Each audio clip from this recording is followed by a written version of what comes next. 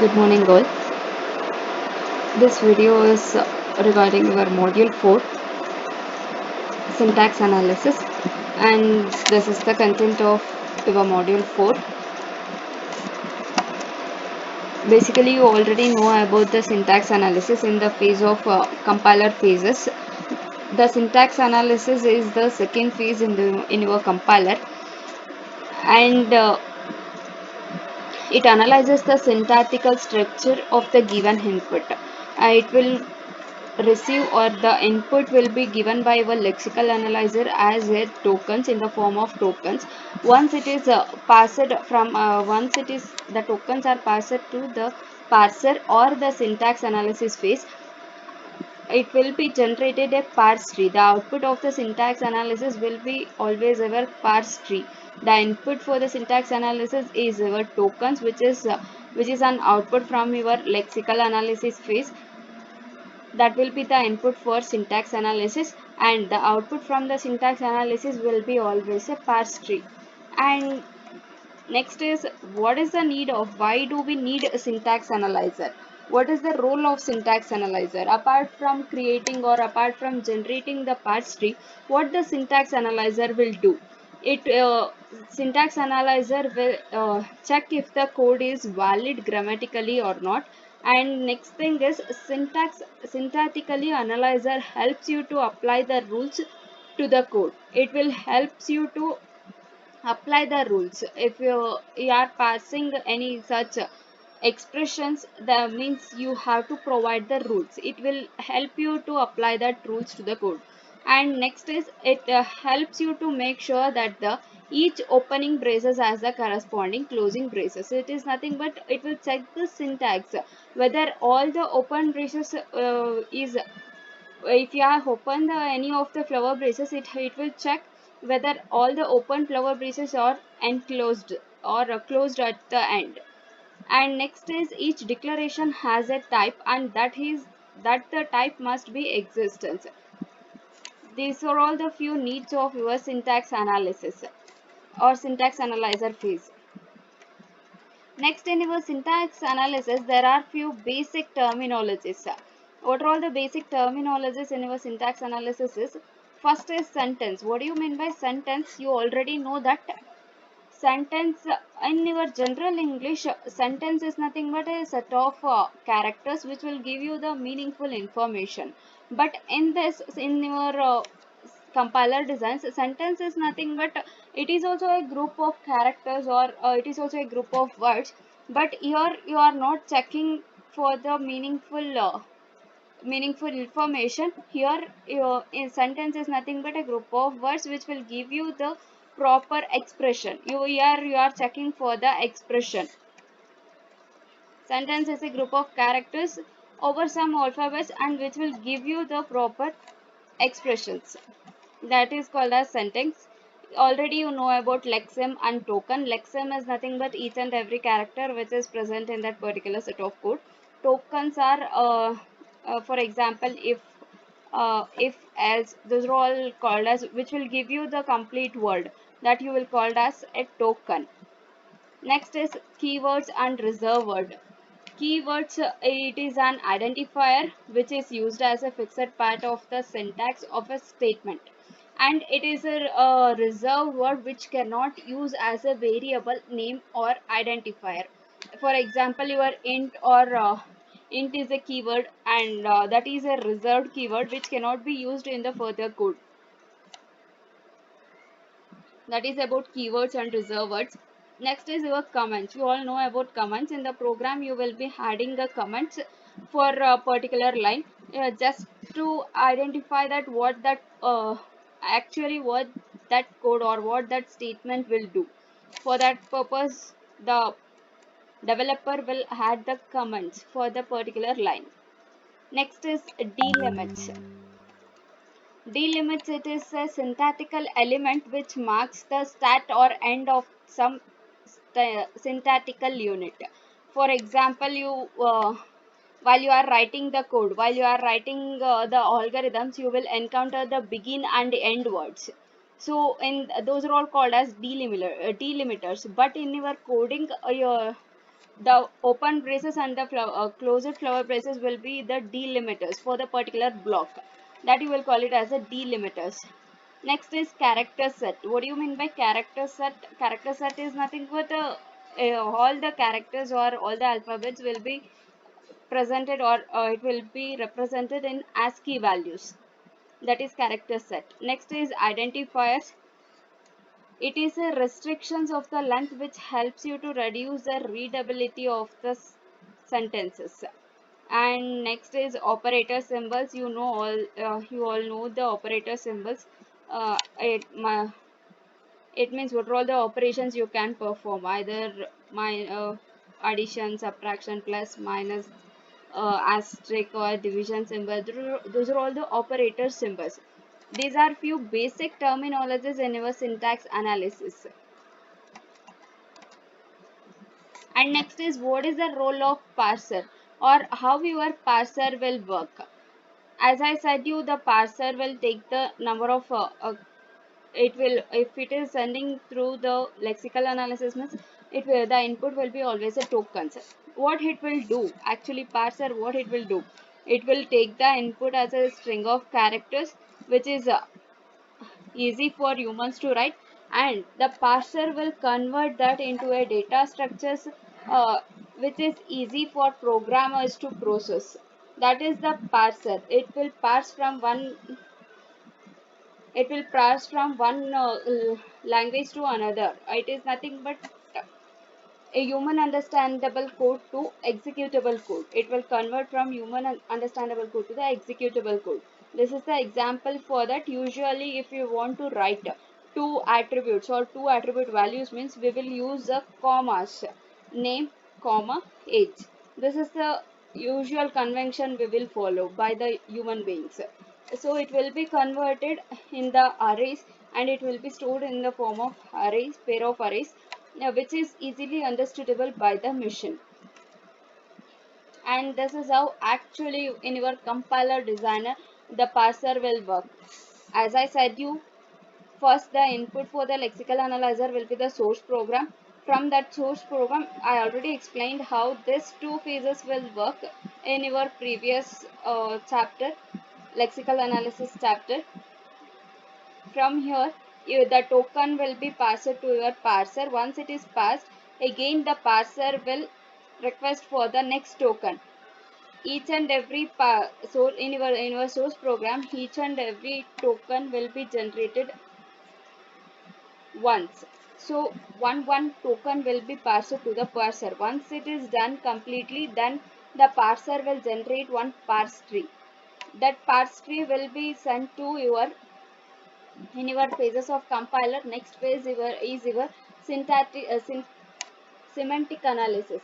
In that semantic analysis, it will check the typecast. It means if you are whatever the identifiers or whatever you have initialized, whether it is a type matching or not. It will check the type, is the type is matching or not.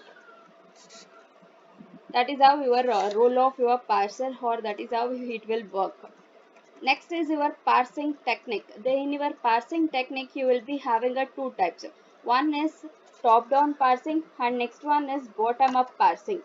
What do you mean by top-down parsing? As the name indicates, top-down parsing is nothing but, in the top-down parsing, construction of the parser tree starts at the root and then proceeds towards the leaves. This is the top-down parsing. From the top of top, always the top will be your root node. From the root node, it will be parsing the, or it will be start the constructing the parse tree, and it will be end up by your leaves. That is top down parsing. In your top down parsing, you will be having the two types. One is predictive parsing and another one is recursive descent parsing. What do you mean by predictive parsing? Predictive parser can predict which production should be used to replace the replace the specific input string. You can easily, in your predictive parsing, as the name indicates, you can easily predict which production should be used to replace the specific input string. And further examples, you can easily came to know what do you mean by predictive parsing and how it will work. One example for that. And the predictive parser uses look ahead point which points towards the next input symbol. Backtracking is not an issue with this parsing technique, and it is also known as LL1 parser. Next is your recursive descent parsing. In this parsing technique, recursively parses the input to make the parse tree. Always in your recursive descent parsing, it will recursively parses the input to make a parse tree. That is about your top-down parsing and two types of your top-down parsing. Next technique is bottom-up parsing. It is just an opposite to that. In top-down parsing, you will be starting the construction of the parse tree will be begins from the top. But as the name indicates, in the bottom-up parsing, you will be starting construction of the parse tree from the leaf node. From the leaf node, you are going to construct the parse tree, and it will be end up at the top node or at the root node. That is your bottom-up parsing, and it is also called as a shift reduce parsing. This type of parsing is created with the help of using some software tools. That is about your bottom up parsing. And next is error recovery methods. There are four error recovery methods. First is your lexical error. What do you mean by lexical error? In a lexical analyzer, it will check the name of an incorrectly typed identifier. If you, for example, if you have identifiers or nothing but just like your int, float, those are all you call it as an identifiers.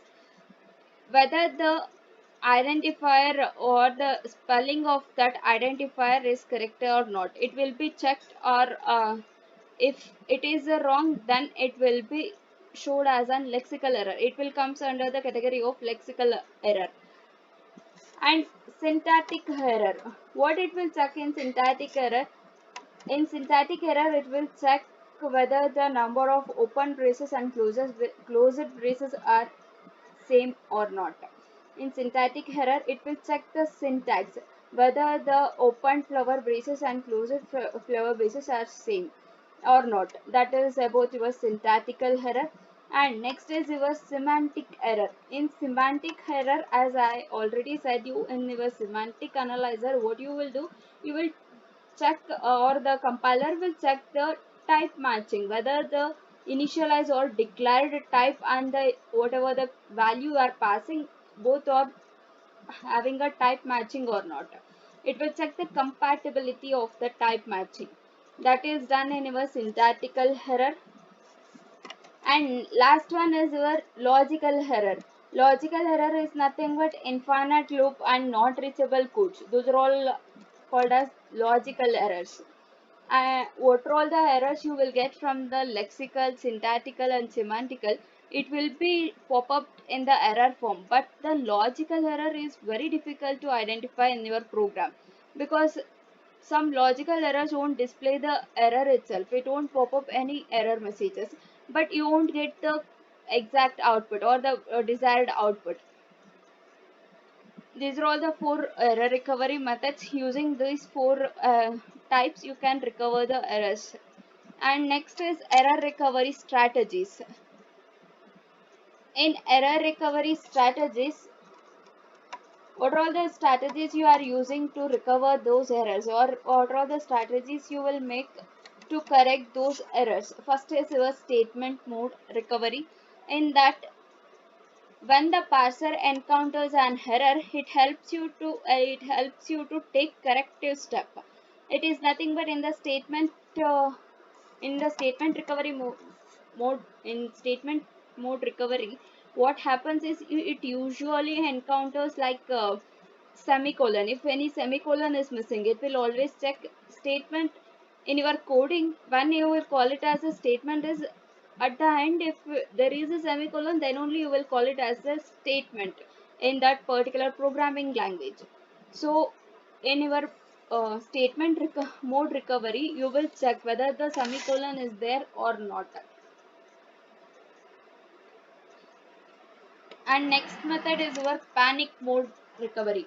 What happens in your panic mode recovery? It is the simplest and most popular error recovery method. When error is detected, the parser discards the symbol one at a time until the next valid token called synchronizing token is found. What do you mean by that? In your panic mode, what happens is, see, this is an example. For example, if you given a expression, or if you have entered the values in such a way, means what happens, the compiler will parse till this bracket and 5 plus and 5 and first star will be easily compiled through your compiler. But when it encounters the one more star or one more operator, by that time the compiler will came to know at the same time, or sequentially the program or the compiler cannot have the two operators. By the time what it will do, it will skip this star or the operator, and it will wait, or it will search until it will get a next token is nothing but 2 is your next token, that is called as synchronizing token. Here the 2 is called as your synchronizing token until you will get until the compiler it until the compiler will encounter this synchronizing token, it will skip all the input symbols. For example, here you will be having two operators at the same time. If you are having one more operator, then what it will do, till first operator, it will execute in a normal way. Once it is encountered the additional operator, by that time it will skip all the input symbols until it will get a, or until it will encounter the synchronizing token. So once it is encountered, it will be continue with the execution. This is how in your panic mode recovery will work. Thus error is detected and recovered from the error in your panic mode recovery. Next is your phase level recovery. What happened in your phase level recovery is, it is an error correcting method on discovering an error. Once the error is discovered, then only you can able to correct the error. Once the error is detected, then only you can recover that error, or then only you can correct that error. In this method, it will perform a parser may perform the local correction on the remaining input. What happens here in your parse level recovery is, example is your replacing the comma by a semicolon. There are few local changes. For example, if you instead of adding or instead of specifying the semicolon, if you specified the comma, means it will be replaced. Those are all few methods or errors which will recovered automatically by your phase level recovery. And next one is your error productions. What do you mean by error productions? You already know, in your human understandable, if whenever you saw this, what the thought, or what will be the that those term will do, you can predict, or you can analyze this. You are Humans can analyze, like, you are multiplying the value of 10 with the x. This is what human can understand. But when you type in such a manner, the program or the compiler cannot understand this set of instructions. For that, how you need to specify this? You have to specify in such a manner 10 asterisk or 10 star x. Then only it will perform the multiplication operation. Those are all the error productions. In this type of error recovery strategies, we introduce the error productions. The error production specify commonly known mistakes in the grammar. When we implement the parser, when an error production is used, it displays appropriate error message. Consider this as an one operator. If you are making use of two operators, there will if you are making use of two operands, one operator should be there. instead of uh, if you are not using the operator in between two operands, means it won't be a valid expression. It cannot be executed by your compiler. This is about your error productions. Your next error recovery strategy is your global corrections. In this also one of the this is also one of the error correction strategy. This method replace incorrect input with the correct input using least cost correction algorithm. Here you are making in global corrections or in global recovery error recovery strategies, you will be making use of least cost correction algorithms. These methods are costly to implement in terms of time and space, and hence are only the theoretical interest. It is global corrections are usually won't implement on any of the compiler or any of the systems, because it is this method is costly to implement in terms of time and also the space. That is one of the reason. So these are all the few error recovery strategies, how you can easily recover the errors in your source programs. Next topic is grammar. What do you mean by grammar? I hope you all already learned about these topics in your ATC.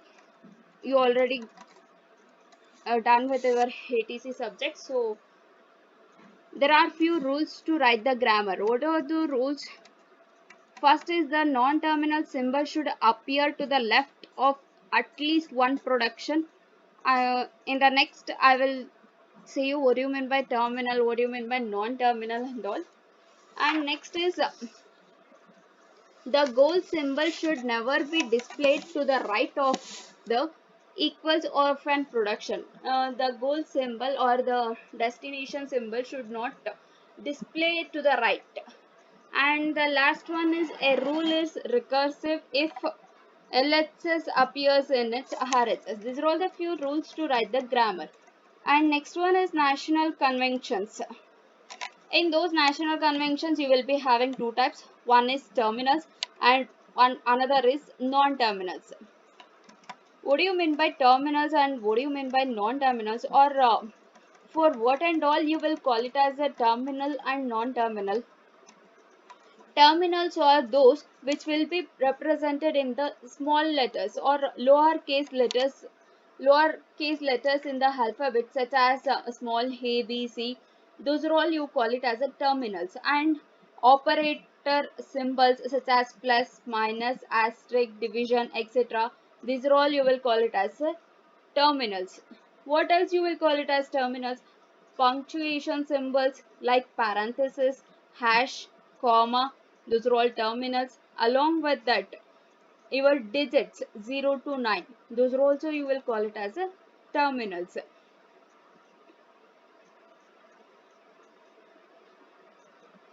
What else you, one more you will call it as terminals is bold-faced strings like id or if. In the expression, if you are making use of words id or if, anything which represents a single terminal symbol, those are all you will call it as a terminals. So what and all you will call it as non-terminals? How you can identify that? Uppercase letters such as capital ABC, those are all the non-terminals. And also lowercase italic names, the expressions or sum, those are all the non-terminals. You can identify easily or you can differentiate easily between terminals and the non-terminals. Your next topic is context-free grammar. This is the one formula or one method how to represent the context-free grammar. G within the bracket VTPS.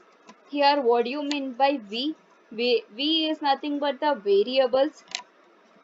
Before that, a context-free grammar consists of terminals, non-terminals or variables, and a short symbol and production that can be represented in using these four characters. So here V represents the variables or non-terminals. variables or non-terminals, and T represents the terminals or the basic symbols from which strings are formed.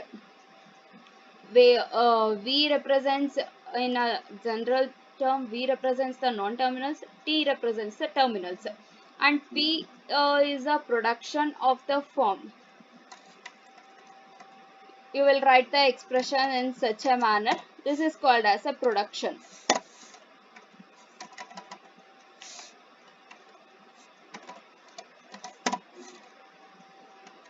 If you represent any characters or any values in such a way, means it is called as a productions,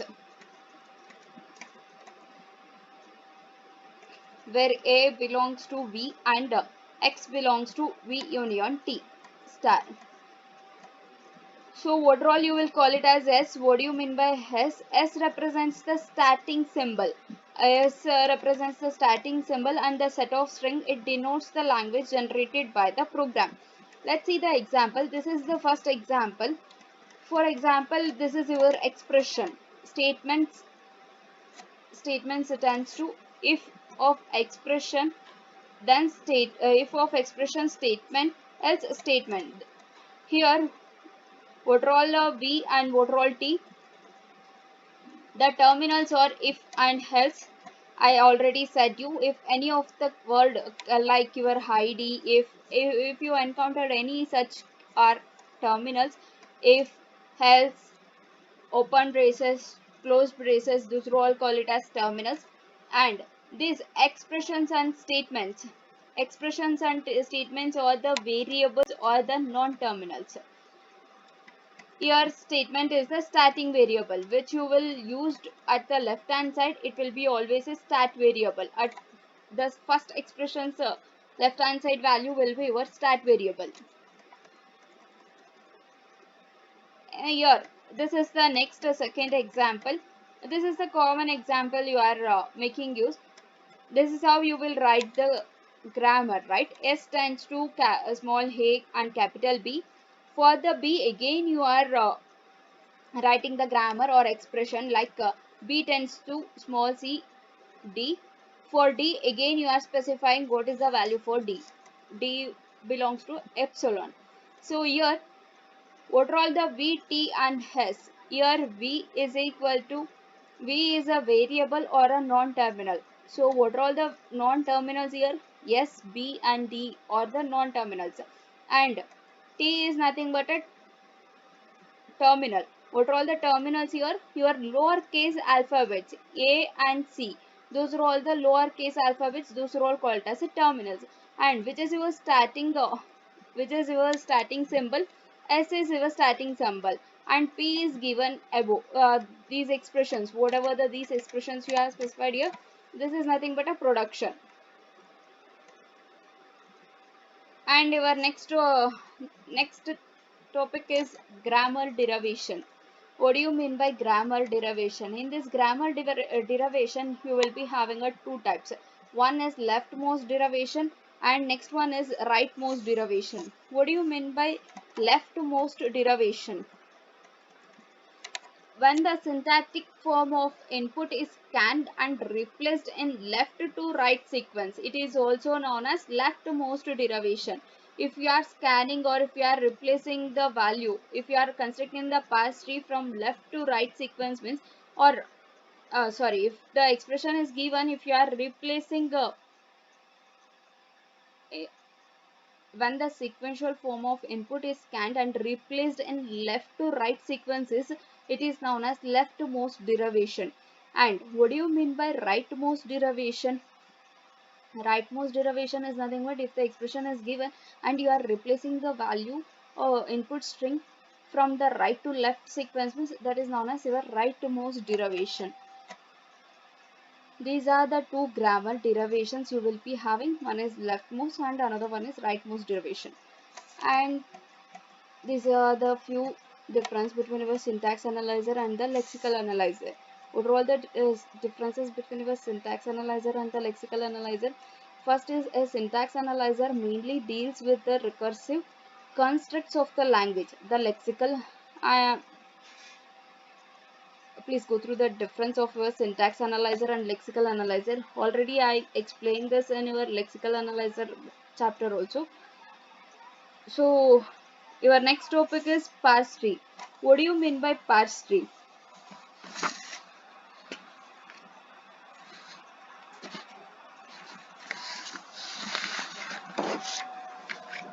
A parse tree is a graphical representation of a derivation that filters out the order in which productions are applied to replace the non-terminals.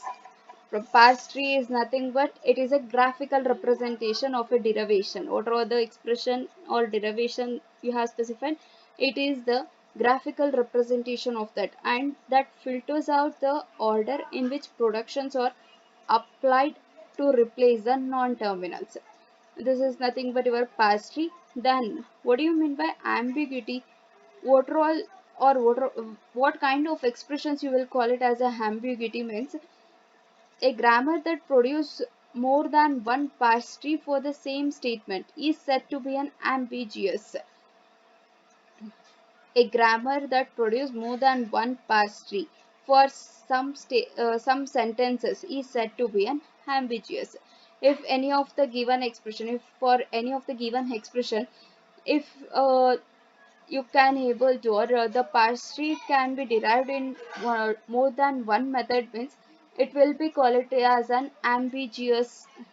It is said to be an ambiguous. That is about your ambiguity.